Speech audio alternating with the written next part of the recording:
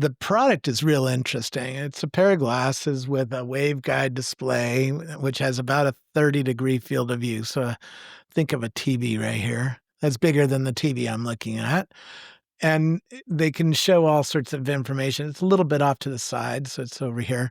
It's only in one eye, and it has microphones and speakers and a camera, so it can see what you're looking at and can talk to you about it, right? And show you things. So that's a real breakthrough because, with AI glasses or devices, I should have brought all my little AI. Well, these are sort of AI glasses. These are even realities glasses, which have a green and black display, a little display in the glass right about here. And these meta glasses have a color display, so you can watch, TV or a movie or something on it. It's not real great for a movie, but certainly you could watch CNN or Fox News or something like that on it, or YouTube.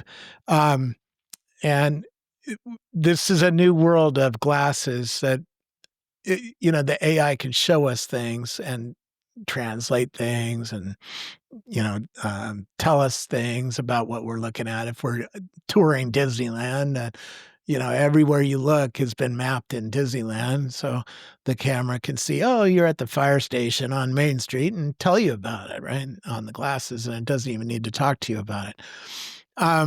And certainly if you're trying to make food, it could show you what the food should look like or what the technique it's trying to teach you about. Could do some simple stuff like that. And lots of other things. The armband, on the other hand, is a real interesting new piece of technology. It listens to the electricity going from your brain down to your fingers, right? And so all you have to do is just think about twitching your fingers a little bit, and there's some electricity going down there, right? And it can pick that up. It can also track in 3D space what's going on. So if you're doing a golf swing or something like that, it should be able to see even when your hands get behind your head and the camera's aimed this way and your hands are over here, it should be able to track your hands more accurately for golfing or swinging a baseball bat. But I think those are future things. I didn't see a lot of demos of that kind of thing, but I know Chris Millick, who runs fitness over at Meta, thinks a lot about that kind of thing. Like, how do you track hands even after they go out of the camera view? And what else does that thing do? It listens to your heartbeat and stuff like that. So it could be a real interesting device. And the reviews have keyed in more on the bracelet than on the glasses that I've seen so far. I've been watching people in the augmented reality and virtual reality world talking about their experiences with it this evening. So I'm real excited. The price is very aggressive. It might seem expensive to normal people, $800 for the bracelet and the glasses together, plus maybe a couple hundred for corrective lenses if you're like me and have to wear corrective lenses. But that's real cheap. This is basically the same technology an F-35 fighter jet pilot has, and that used to cost $1 million. Right? So the price in the decade has come down to $800, and that's not affordable by everybody, but that's within range of upper middle class for sure, and even into the middle class, and so that opens up this kind of device to a lot more people, and that's real exciting. It's not like the Apple Vision Pro that's basically $4,000, right? So I'm excited. I think there's a real breakthrough. It's a realization of dreams that many people have had in the industry and at Meta, and I wrote 2 books about spatial computing in that time when this thing was being developed, because I knew this thing was coming 10 years ago, and it took a while to shrink it all down and make it good enough for a consumer level product. And here we are, and we're in a consumer level product, and on first look, it looks pretty good. It's getting pretty good reviews. Yeah, I mean, it does. It sounds amazing. The technology is incredible. We did, of course, have those live event fails. Do you think that companies like Meta should give up on this and go down the Apple road of pre-recording their events? Should they avoid I doing hate live? that. If I was running If I was an executive at a big company, I'd probably go, "Why aren't we doing video of all this?" And get rid of the risk of it failing on stage like that. And though that level of thinking is gonna have a lot of ammunition now in the committee meetings when you're deciding these things out, right? Um, I I hope that, companies remain brave and keep trying to do live events because they're just more interesting. Even Apple, who does the recorded events as well as you can do, they have the best production, they have pretty good content. It's a little boring, it's a little staged, it's a little stale, and, when I worked at Microsoft, we used to have a TV studio that cost $10,000,000 and, you know, in comes Robert Scoble and buys a little $250 camera and goes around campus having lunch with people going, "What the hell are you working on?" And those videos were very popular because they were not scripted and they were a little dangerous, right? The PR team really didn't like what I did, we had many, many conversations. You know? And in fact, they got me to help write the social media policy at Microsoft in the early days because I was pretty skilled at, representing the company in public. Well, you certainly got your finger on the pulse of all of this, and you have had for Oh, many, many years, which is why I yeah, was so keen to talk to you about this. Uh, yeah. it's I mean, one of the companies that makes waveguides, I think they're the one who designed the waveguide for this thing, but I'm still trying to figure that out to be accurate. But they came to my house every year for the last decade almost. It's 7 times in the last decade to show me the progress of these displays, and they started out pretty small display, pretty blurry, pretty, um, not very bright, and now they're really bright and they have good color definition, and they're, manufacturable, right? Which is not something that was possible 10 years ago. They were an R&D project, but they couldn't these waveguides, they're 2 pieces. They're a really tiny projector, and we're seeing LG and Samsung and BOE making the projector to shove a color image into the side of a piece of glass, it basically is. Um, and the glass has many little mirrors etched into the glass that reflect that, display coming in the side of the glass into your eye, which makes it look like a TV screen, right? So really amazing, pretty mind-blowing technology, actually, when you start thinking about, "Wait a second, this has little tiny mirrors in the glass that I can't see that are reflecting that image into my eye." That's pretty crazy stuff, and the projector, the size of it and the brightness of it is like that's pretty mind-blowing itself, and that's why it took so long. There's rumors that Mark Zuckerberg spent, I don't know, tens of billions of dollars in the R&D to do this, and it's not just Zuckerberg, right? Qualcomm did the chips for it. Oakley, Essilor owns Oakley and Ray-Ban, so Essilor owns Luxottica, which owns Oakley and Ray-Ban. So Oakley did the R&D or did the, design of these glasses and is basically manufacturing them. And some waveguide company, Loomis, is making the waveguide, and some projector company is making the little tiny projector. And so I have to figure out exactly who's making those 2 pieces, but it doesn't really matter. It's all coming together now, and you multiple can't companies see it working from the together. outside, right? You can't see it. If you're looking at someone who's wearing No, these you can't glasses, see you can't see the there's a display. little green screen up here right now. You can't see it. This has a waveguide display in it as well. And, it's a little piece of glass with a little tiny projector over here that's shoving light into both eyes. These are even realities, and they're pretty cool. I mean, they're about the same size as my old glasses, right? They're a little thicker, but not too much, and about the same weight. It's hard to tell the difference in weight.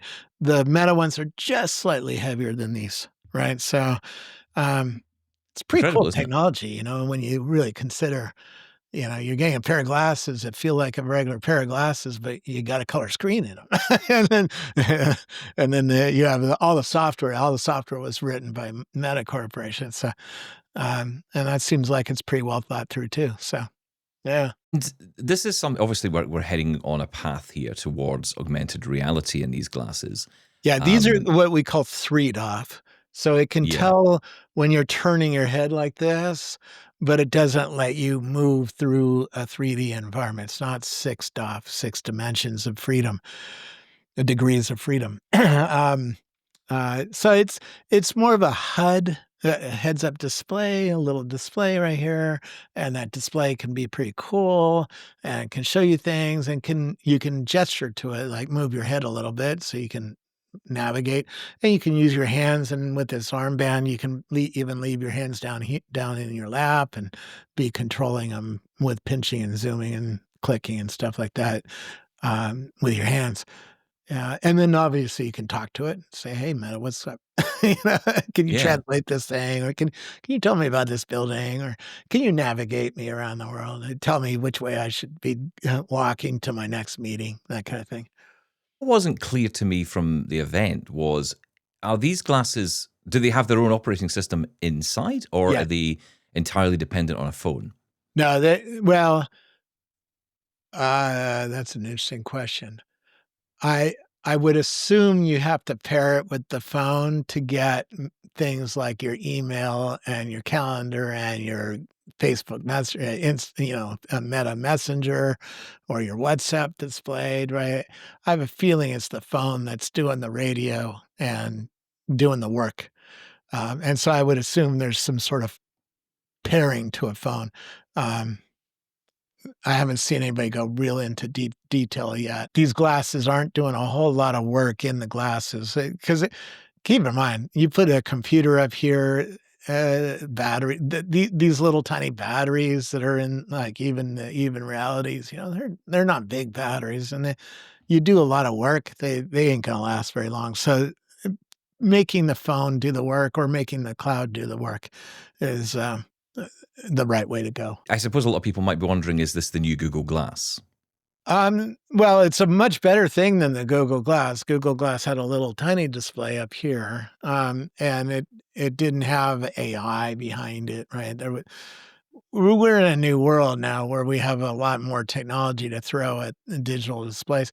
It wasn't real satisfying to watch TV on or something like that, or a YouTube video on, or a Facebook video. um, these displays are a lot better and a lot bigger than the Google Glass little display, and it's a different kind of technology that lets it be built into something that looks like a normal pair of glasses. You've been at Microsoft, you've seen what goes on behind the scenes at these live events. Yeah, When things go wrong, it's what's going on devastating. behind the scenes there? It all seems very calm in the front. Mark's laughing away, saying, "Oh well, never mind." What's really going on behind the Your scenes? heart drops. I was backstage at the Access 1.0 launch, which came right after the Fox Pro launch, which was database technology back in the early '90s. And, Fox Pro, when they did the demos, it somehow corrupted one of the databases on the machine, and they didn't know that. And so they get on stage and none of their demos work. And behind stage, people were crying. They were just bawling, and because this is the culmination of years of work for many people, right? And you, of course, you want your work to shine in front of the world because you want to be able to show your friends the video and say, "Hey, I built that," right? And they can't do that. They got to send them something else, and then, of course, they're gonna get shit from all their family Yeah. and friends. "What the hell happened to your demo, man?" Right? Because these people have been working on this for 10 years, maybe even more in some cases. I mean, it's it's so hard, isn't it? You're trying to build a product, you're trying to get it out to the world, you're trying to show it to people. Yeah. I suppose the question is, does any of it really matter in the end? Because once people get hands on with the tech, does the live event No, in fade 5 away? years Most regular consumers aren't watching it, right? Yeah, in 5 years, nobody's gonna care about the demo. You're gonna go to the store and try them on, and if they work for you, you're gonna get them. Yeah, and your friends are gonna get them, and they're gonna go, "Oh, you should get a pair of these. They're really amazing for traveling or for cooking dinner or working on the beach, or, you don't look at your phone so much," right? That kind of thing. Well, that'll be what gets people into these things. Or if you're at a Formula One race or a NASCAR race and you see somebody wearing them and go, "Oh, why don't you have a pair of these? You can see the track in a whole new way. You can see all the stats right here in real time." Well, you start getting some of these use cases going, and that draws people in and gets them to buy it. You know, I heard a rumor and it's pretty accurate from, Quo, because he studies the supply chain. He said they're only buying about 200,000 of these things for the first 2 years. So they didn't expect huge sales anyways, because this is a new freaky product that people don't know why they need it, right? It's not like buying a new phone, right? Everybody knows they gotta get a new iPhone every 3, 4 years, maybe every year if you're, so inclined or rich. Um, with glasses, we don't wear digital glasses all the time. So getting people to consider such a product is gonna be hard enough. And that's why the demos were like, "Oh," because now I have to talk about demos and not about the product. It's like Yeah, exactly. You have been in a very fortunate position to see a lot of what's coming down the track over the yeah. years. Where do you think we're going to be in 10 years from now? I mean, that feels like a really long way out in tech today, but where But do you see it in a decade? well, this waveguide is about 30 degrees, right? A little TV about this big. In 10 years, it's gonna be much bigger. The people making optics say it'll grow about 10 to 15 degrees every year, right? So in 10 years, you're talking about 90-degree field of view with a lightweight pair of glasses, and the computers are gonna get smaller and better and faster, and the AI is getting smaller or, better, well, smaller and better and more capable. If I put on my big scuba mask, like you know, my Apple Vision Pro, right? Um, this can do a holodeck, a 3D environment that you can walk around and play games in it, watch movies in it, and do all sorts of crazy stuff in it. It's just this is very heavy and big and ugly and expensive, right? So that keeps a lot of people from considering this kind of device. I wear it a lot, and after an hour, it hurts my face. I have Mm, to take it yeah. off and rest a little bit. 'Cause it's heavy, you know? And in 10 years, that thing's gonna be a pair of glasses, right? And so you start saying, what does that all mean for the world?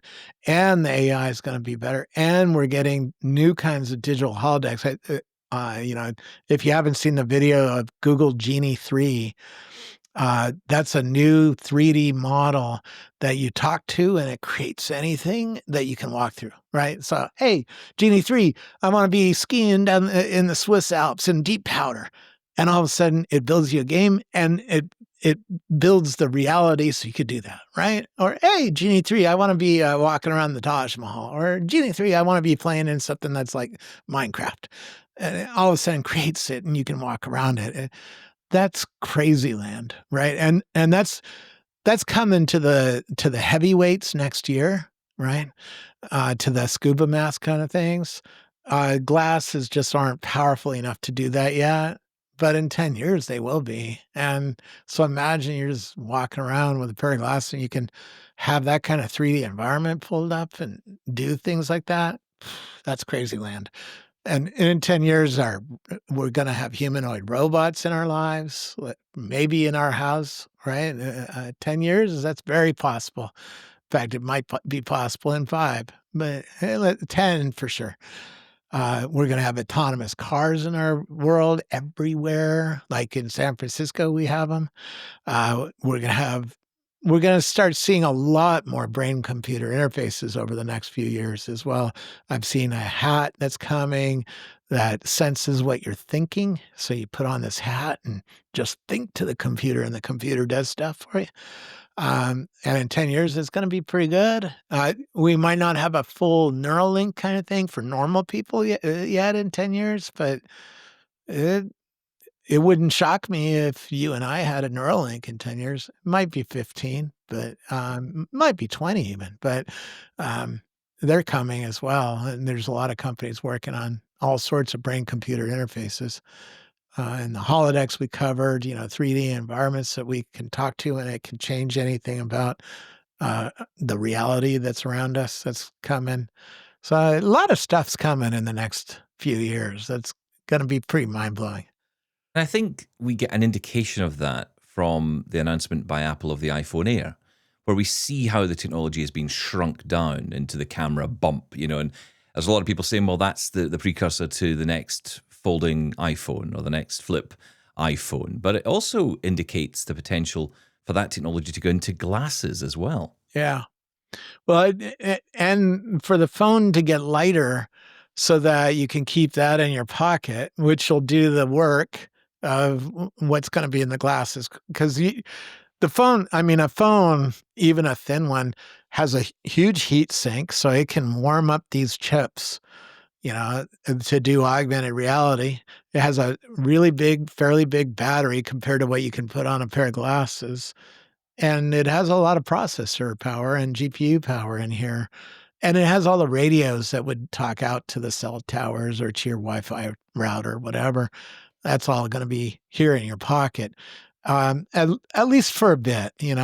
Let's call it 10 years, right? It might be Yeah. 5, it might be 10, until the phone disappears completely, and then you're just in glasses land. But 10, 15 years from now, I bet we have glasses that just do everything without a phone. But for the next 10 years, I think we're going to have a phone because there's so many advantages to having all that work being done in the phone, driving the displays and driving the camera and the microphones and the speakers.